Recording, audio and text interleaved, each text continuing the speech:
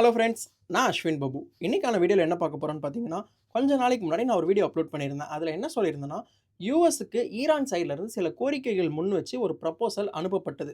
ஓகேங்களா? அதனுடைய ரிசல்ட்டா என்ன வந்திருக்கு? அந்த ப்ரப்போசல யுஎஸ் அக்செப்ட் பண்ணிட்டாங்களா?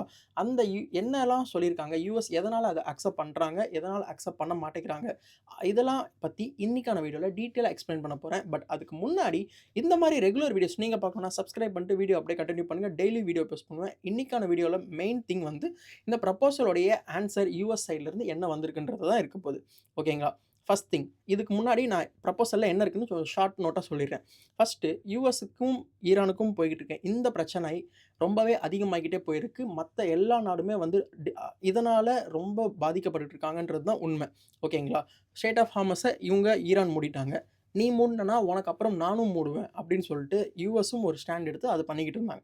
இத கம்ப்ளீட்டா ஸ்டாப் பண்ணுன்னு சொல்லிட்டு இவங்க ஒரு எடுத்த அந்த ப்ரப்போசல் தான் இந்த வாரம் வந்து குளோஸ் பண்ணிக்கலாம். பட் ஆனா, அந்த ப்ரப்போசல்ல வைக்கப்பட்ட கோரிக்கைகள்ல மிக முக்கியமான கோரிக்கை என்னன்னு பார்த்தீங்கன்னா, நாங்க யுரேனியத்த என்ரிச் பண்ண நிறுத்த மாட்டோம். அத வந்து இன்னமுமே பண்ணிட்டு தான் இருப்போம். ஏன்னா, எங்களுக்கு இதுக்கு மேல எங்களால வந்து ஸ்டாப் பண்ண முடியாது. ஏன்னா, ஸ்டார்ட்டிங்லயே வந்து இவங்க ஈரான் சைட்லருந்து என்ன சொன்னாங்கன்னா, நாங்க யுரேனியத்த வந்து வாங்குறது, அத வந்து என்ரிச் பண்றது, செறிவூட்டுறது இது எல்லாத்துக்கும் மிக முக்கியமான காரணம் எங்களுக்கு டெவலப்மென்ட் வேணும். அதுல ரிசர்ச் பண்ணணும் அப்படின்னு சொல்லிட்டு தான் பண்ணோம். பட் ஆனா ஒரு நியூக்ளியர் வெப்பன கிரியேட் பண்றது எங்களுடைய நோக்கம் கிடையாது. அது பண்ண மாட்டோம்னு சொல்லிட்டு வேர்ல்ட் வைட் எல்லாருக்கும் தெரியிற மாரி சைனும் பண்ணியிருந்தாங்க. பட் அதையும் மீறி அதில வந்து அந்த ஒரு பாயிண்ட்ட வச்சு தான் யுஎஸ் ஈரான் அடிச்சதுக்கு இந்த போர் ஸ்டார்ட் ஆனதுக்கு மிக முக்கியமான பாயிண்ட்டா இருந்தது. ஸோ இந்த மாரி அடிச்சுட்டாங்க. இவ்ளோ போர் நடந்ததுக்கு அப்புறமும் எங்களால இத ஸ்டாப் பண்ண முடியாதுன்னு சொல்லிட்டு, அந்த ப்ரப்போசல்ல வைக்கப்பட்ட ஒரு கோரிக்கையா இருந்தது. ஏன்னா, அத பத்தி கன்டினியூவா அப்புறம் பேசிக்கலாம் அப்படின்னு சொல்லிட்டு. அது மட்டும் இல்லாம நாங்க எங்களோட பிளாக் எடுக்கிறோம். பட் அப்படி எடுத்தோம் ஸ்ட்ரெய்ட் ஆஃப் ஹார்மஸ நாங்க ரிலீஸ் பண்ணோம் அப்படின்னா ஸ்டேட் ஆஃப் ஃபார்மஸ திரும்பி யுஎஸும் மூடியிருக்காங்க. ஓகேங்களா? அதையும் நீங்க ரிலீஸ் பண்ணணும். நாங்க ஓப்பன் பண்ணதுக்கப்புறம் நீங்களும் ஓப்பன் பண்ணுவீங்க. ஓப்பன் பண்ணாம நாங்க திரும்பி அப்படியே கன்டின்யூ பண்ணுவோம்ன்ற அந்த ஒரு இது இருக்கக்கூடாது. அது மட்டும் இல்லாம நாங்க வந்து பார்த்தீங்கன்னா, அங்க வந்து பே பண்ணிக்கிட்டு இருக்க அங்க வந்து அந்த கிராஸ் பண்ணி போறதுக்கு டோல் மாரி பே பண்ணணும்னு சொல்லியிருந்தேங்க இல்லைங்களா? பல பில்லியன் டாலர்ஸ் வந்து பே பண்ணணும். அது வந்து நாங்க கலெக்ட் பண்ண மாட்டோம். அதையும் வந்து நாங்க ஃப்ரீ பண்ணி விடுறோம் அப்படின்னு ஈரான் வந்து யுஎஸ்க்கு வச்ச அந்த ப்ரப்போசல்ல மிக முக்கியமான பாயிண்ட்ஸா இது இருந்துச்சு. பட் இப்போ ஈரான் வச்ச ப்ரப்போசல யுஎஸ் பார்த்துட்டு என்ன சொல்லியிருக்காங்கன்னு பார்த்தீங்கன்னா, மிக முக்கியமா என்ன சொல்லியிருப்பாங்கன்னு நம்ம எல்லாருக்குமே தெரிஞ்சிருக்கும். அந்த ப்ரப்போசல ரிஜெக்ட் பண்ணிட்டாங்க. அந்த ப்ரப்போசல அக்செப்ட் பண்ணல.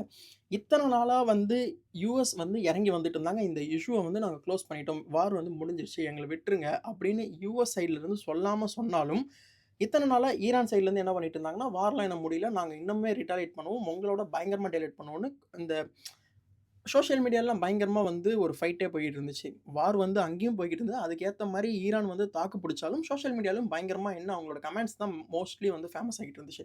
"நீங்க என்ன பண்ணாலும் நாங்க விடமாட்டோம். நீங்களே ஸ்டாப் பண்ண நீங்க ஆரம்பிச்சுட்டு வச்சுட்டீங்க. ஐ மீன் யுஎஸ் ஆரம்பிச்சுட்டீங்க. ஆனா இது முடிக்கிறது வந்து ஈரான் கையில தான் இருக்கு." இந்த மாரியான டயலாக்ஸ்லாம் நெறையாவே போய்க்கிட்டு இருந்தது. நம்ம எல்லாருக்கும் தெரியும்.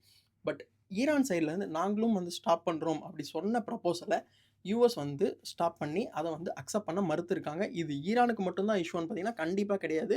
இந்தியா மாரியான நம்மளுடைய நாட்டுக்குமே நெறைய ப்ராப்ளம்ஸ் இருந்துட்டு தான் இருக்கு. ஓகேங்களா? இது ஒரு பக்கம் இருக்கட்டும். இப்போ இதுதான். இதுல அது மட்டும் இல்லாம ப்ரப்போசல ரிஜெக்ட் பண்ணாங்க. பட் ஆனா அதுக்கான ரிஜெக்ஷன் எதனால நடந்துச்சுன்றது தெரியணும் இல்லைங்களா? மெயின் மோட்டிவ் என்ன பார்த்தீங்கன்னா, அந்த ஒரு யுரேனியத்த என்ரிச் பண்றது தான் ஒரு மெயின் மோட்டிவா வச்சிருந்தாங்க. அதனால நாங்க வந்து ப்ரப்போசல ஃபுல்லா கம்ப்ளீட்டா வந்து அக்செப்ட் பண்ண முடியாதுன்னு சொல்லியிருக்காங்க. இந்த ப்ரப்போசல் ஆல்ரெடி கொண்டு ஏன்னா ஃபேஸ் டூ ஃபேஸ் யாருமே வந்து மீட் பண்ணல. ஓகேங்களா? இப்போ வந்து யுஎஸ்க்கும், ஈரானுக்கும் பிரச்சனை. ஓகேங்களா? ஆனா அவங்க 2 பேருமே மீட் பண்ணிக்கவே இல்ல. நடுவுல இருக்க இன்டர்மீடியேட் ஆன பாகிஸ்தான் தான் இதுக்கு வந்து எல்லா வந்து இந்த தூது பண்ற வேலை எல்லாமே பார்த்துக்கிட்டு இருக்காங்க. அஃபிஷியலா பண்ணிக்கிட்டு இருக்காங்க. அதுல எந்த ஒரு தவறுமே இல்ல. பட் ஆனா இப்போ வரைக்கும் அது ஒரு சக்சஸான நிலைமைக்கு கொண்டு வரப்படல. எப்போ முடியுன்றதும் தெரியாம தான் இருக்கு. இந்த சமயத்துல இப்போ என்ன பண்ணியிருக்காங்கன்னா, திரும்பி வந்து நானே சரியாயிடுறேன். ஓகே இந்த பிரச்சனைலாம் வேணாம் ஈரான் சொன்னாலுமே, இப்போ திரும்பி ஈரான் சைட்ல இருக்க மிலிட்டரில இருக்க ஒரு ஒரு ஹைலி அஃபிஷியல் என்ன சொல்லியிருக்காங்க அப்படின்னு பார்த்தீங்கன்னா, இவங்க சொன்ன பாயிண்ட் ரொம்பவே வந்து திரும்பி இந்த பிரச்சனைய வந்து கிரியேட் பண்ற மாரி தான் இருக்கு. அப்படி என்ன சொன்னாங்கன்னா, இந்த கான்ஃப்ளிக்ட்ட வந்து இன்னமுமே அதிகப்படுத்துறதுக்கு, இன்னும் புதுசா இன்னும் நெறைய கிரியேட் பண்றதுக்கு நெறைய பாசிபிள் வழி எல்லாமே இருக்கு. நாங்க வந்து திரும்பி விட போறது கிடையாது. அது மட்டும் இல்லாம, முக்கியமா எனிமிய வந்து நாங்க சர்ப்ரைஸ் பண்ண போறோம். சர்ப்ரைஸ் பண்ணி பயங்கரமா அட்டாக் பண்ண போறோம். அது மட்டும் கிடையாது. அவங்களுடைய அவங்க எதிர்பார்க்கிறதோட அவங்களோட இமேஜினேஷனையும் தாண்டி நாங்க வந்து திரும்பி வந்து ரிட்டாலியேட் பண்ண போறோம் அப்படின்னு சொல்லிட்டு, ஈரானுடைய அஃபிஷியல் மிலிட்டரி சைட்லருந்து சொல்லப்பட்ட ஒரு நியூஸ். இது எப்படி இருக்குன்னு பார்த்தீங்கன்னா, கொஞ்சம் கூட வந்து இந்த ப்ராப்ளம் முடியறதுக்கான எண்டே கிடையாது. இப்ப யாராவது நம்ம உக்ரைன், ரஷ்யா வார பத்தி பேசுறோமா? அங்கேயும் இன்னமும் வார் போய்க்கிட்டு தான் இருக்கு. பல லட்சம் மக்கள் இறந்துகிட்டு தான் இருக்காங்க. ஆனா நம்ம அத பத்தி பேசுறோமான்னு பார்த்தீங்கன்னா, கண்டிப்பா கிடையாது. நம்ம அத விட்டு தள்ளி வந்துட்டோம். அடுத்தடுத்த வேலைய பார்க்க ஆரம்பிச்சுட்டோம். இதுவும் அதே மாரியே கன்டினியூவா போய்க்கிட்டே மட்டும் தான் இருக்குமான்றது மிகப்பெரிய சந்தேகமா இருக்கு. ரொம்பவே பயமாவும் இருக்கு. ஏன்னா, பொருளாதாரம் அந்த அளவுக்கு வீழ்ச்சி அடைஞ்சுகிட்டு இருக்கு. இந்தியா வந்து பொருளாதாரத்தில ரொம்ப மோசமா வீழ்ச்சி அடைஞ்சுகிட்டு இருக்கு. வரலாற்றிலேயே காணாத அளவுக்கு மோசமா நம்மளுடைய டாலருக்கு நிகரான நம்மளுடைய ரூபாய் வந்து பயங்கரமா இறங்கியிருக்குன்றது உண்ம. ஆனா இது வெளிப்படையா எந்த ஒரு சோசியல் மீடியாவோ, ஒரு சோசியல் மீடியாவே இத பத்தி பெருசா பேசல. ஏன்னா இது வந்து அந்த அளவுக்கு ஒரு பூம் ஆகக்கூடிய ஒரு மேட்டரும் கிடையாதுன்னு சொல்லி தள்ளி வச்சுட்டாங்களோ என்னமோ! ஆனா மெயின் ஸ்ட்ரீம் மீடியா பேசியிருக்கணும் இல்லைங்க. மெயின் ஸ்ட்ரீம் மீடியாவும் இத பத்தி பெருசா பேசவே கிடையாது. அது ஒரு மிகப்பெரிய மோசமான ஒரு மேட்டர்.